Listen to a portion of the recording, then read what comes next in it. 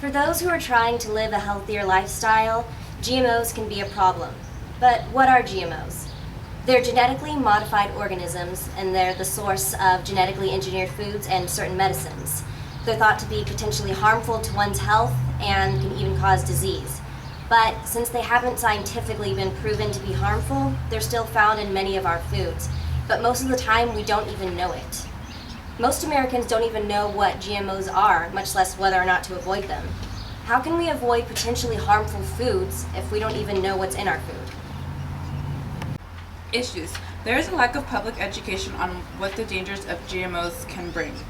GE crops have not been proven scientifically that they are safe, or at least as safe as conventional crops. There are a lot of scientists claiming that they are safe, but there are just as many that disagree. According to Richard Dahl in his article from Environmental Health Perspectives from September 2012, there have been 19 studies of mammals fed GE crops that resulted in apparent liver and kidney problems. Chronic toxicity testing is not required for GE foods, but it should be. According to Richard Dahl, another study was done on 30 pregnant and 30 non-pregnant women in Canada. The doctors detected that Cry-1AB, a pesticide toxin that is produced in GE crops in 93% of pregnant women and 80% of their fetuses, and 69% of non-pregnant women.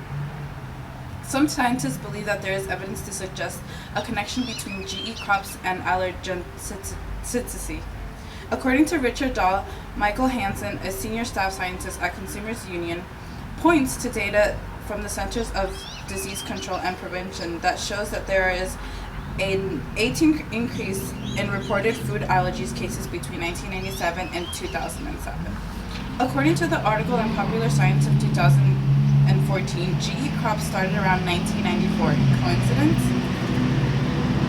What are we eating and who doesn't want us to know? Not all foods are required to have a GMO labeling. Until GE crops can be scientifically verified as safe, all GE products should at least be labeled. There are already 6 countries in Europe, including Austria, France, Germany, Greece, Hungary, and Luxembourg, that have been banned in the cultivation and importation of GE products. Altogether, at least 50 other countries that require all GE products are labeled according to Dahl. So what are we missing here? People have a right to know that what is in their food, and if there is some kind of proven toxicity associated with GE products. According to Michael Hansen from the Dahl's article, there would be no way to track it to the source without labels. Labeling and awareness must also address the fact that meat producers use GMO-laced feed to produce our meats. Even if we can somehow avoid GE products from the store, we will still face possible ingestion through meat. Unless we stop feeding GE products to livestock, we will always be exposed to the products one way or another. According to Dahl, there has been an insecticidal toxin called Cry-1AB found in cattle that we feed GE corn, and that our eating contaminated meat may pose a risk of exposure. The human health effects of Cry-1AB exposure are unknown. Without clear labeling laws, GMOs are hidden in our everyday foods and consumed by the animals that produce meat, eggs, and dairy products. This loophole makes it a challenge for organic producers to ensure uncontaminated organic feed. Solutions to some of the GMO problems. More people should be aware of what they are putting in their bodies and knowing that consuming GMOs have a greater risk of health problems. Whether it is from schools talking more about GMOs and the risk benefits in science class, or even just a grocery store putting a sign by GE apple explaining why the apple doesn't brown as easily as a natural apple. Companies that sell GMO food should be required to put labels on all their products that contain GMOs. This will allow consumers to decide whether or not they want to put these types of foods into their bodies. One of the scare tactics big businesses and their lobbyists use is that labeling laws would cost consumers hundreds of extra dollars on the grocery bill. But according to the article from Richard Dahl, Stacy Malkin from the pro-labeling organization California Right to Know says there's no evidence to suggest this if the labeling measures were put in place. This fight boils down to money.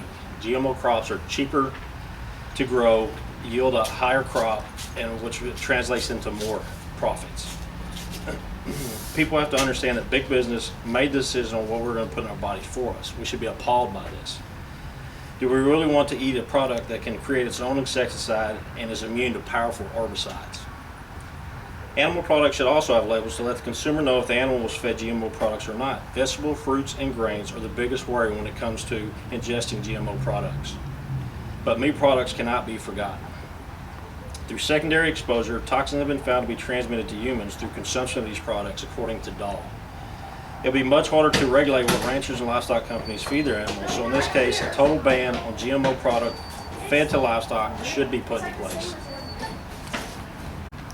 A world with public education on GMO foods would show a great decrease in adult and childhood obesity, which has increased immensely in the past few years. Now that we're educated on the risk of GMO foods, we can finally stop just being a dollar sign to food companies, and we can decide what we put into our bodies. This could also potentially mean fewer doctor visits. Imagine finally being able to take control of what we put into our bodies and having the ability to opt out of GMO foods. No more secrets, no more hidden toxins and chemicals, and quality food back in our grocery stores with proper labeling. Can we even recall the last time that was possible? Food companies have taken our right to know, and it's time to take it back. GMO-free animal feed would mean fewer pesticides and fresher foods from the animals. Organic farming is a lot better for our environment, as well as including less energy and a reduction of pollution and soil erosion. In addition, our animals will live a happy and healthy life without hormones, antibiotics, or being exposed to harsh extremities that come along with being a GMO animal. In order to obtain an all-natural GMO-free foods, people can do a little research themselves. They can start by researching different companies to see whether they're pro-GMO, but realistically, that's just too inconvenient for most people. What really needs to happen is labeling. But how can we ensure that our foods are truthfully labeled? Well, there's actually a lot we can do. We can join non-GMO projects, whether that's by donating to the cause or even just by writing a blog supporting the project on their website. We can start putting pressure on the government to make labeling a requirement by gathering petitions. We just need to get a little creative. If there are enough people demanding GMO-free foods, or at least labeling, then the companies and the government will have to listen and give us what we want. But that's just it. We need a lot of voices.